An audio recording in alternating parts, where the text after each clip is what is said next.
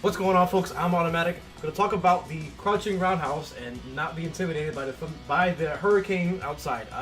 So we're going to talk about the crouching roundhouse with and without the orb, the knockdowns, and more focused on without the orb. I think it's a very important tool to be aware of when you don't have the orb and you use the crouching roundhouse and call it back. This is a very important situation, I think.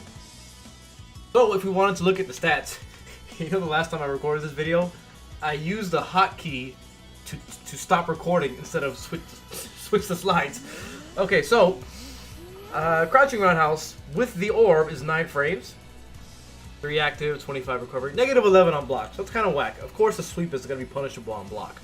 If you look at the crouching hard kick with the orb, this is even more negative, negative 16, but it also has more range than the crouching. I can hear the house pressurized with the hurricane outside. So the crouching hard kick here will have more range than if you don't have the orb attached to it. You can see it's much less. However, when you do, when you have the orb out, you can cancel your normals into the orb and recall it back. So, while this is normally unsafe, if your opponent is trying to mash in between this, right? Well, that's the reversal.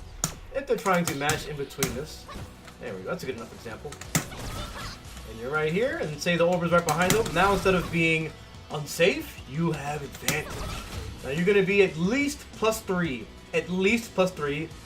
If the orb is behind them, the further they are, the further the orb is away from them, the more it has to travel, the more advantage you're going to have.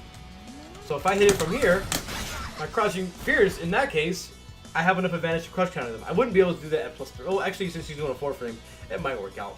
But the point is, you can now make a sweep safe. Not just safe, but have advantage. And you don't want to use the one that's in the air. So, now the next thing I want to talk about is if you actually knock them down with this crouching roundhouse. Now, just to give you an example of how all this can work. If Menat wakes up, she's going to wake up and do a 3-frame attack, right? If I try to dash up here, I actually have disadvantage. We can actually look on this chart here. It'll tell us exactly how much advantage we have. So this is plus, with the orb, I'm +8. My dash, if I recall correctly, is 25, right? Forward dash, well, excuse me, 20, back dash 24. So 20 minus the knockdown of crouching hard kick is 12. So if I dash up after this, I'm negative 12. I can be punished for doing this. If I knock them down with crouching roundhouse, I don't have any Okizemi, at least in terms of dashing up. Maybe there's something I can do with that +8, but then I had to be close to them. If I'm close to them and I'm doing crouching roundhouse, I'm putting myself at a problem. Unless I have V-trigger and I cancel it, that kind of thing. But this is not something you want to do up close. So the knockdown advantages you get off of this, not very good. So, if we look at crouching roundhouse without the orb, this is a little bit of an improvement, 16, but if I dash up, I'm going to be at -4. It's pouring out there.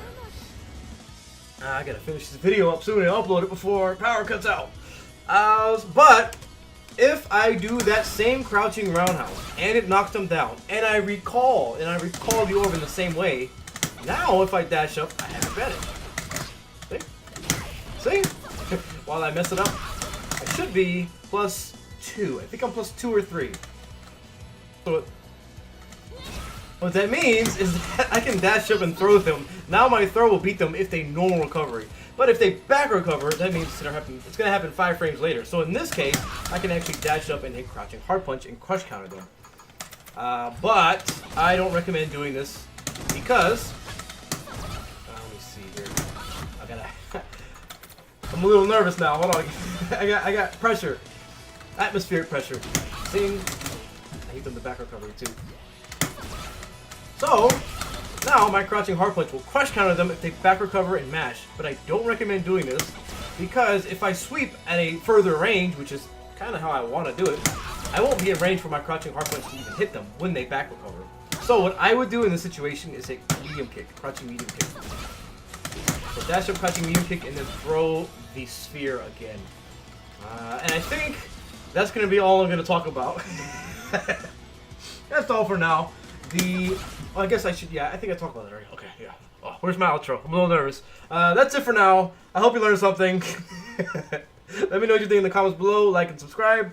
I'm automatic.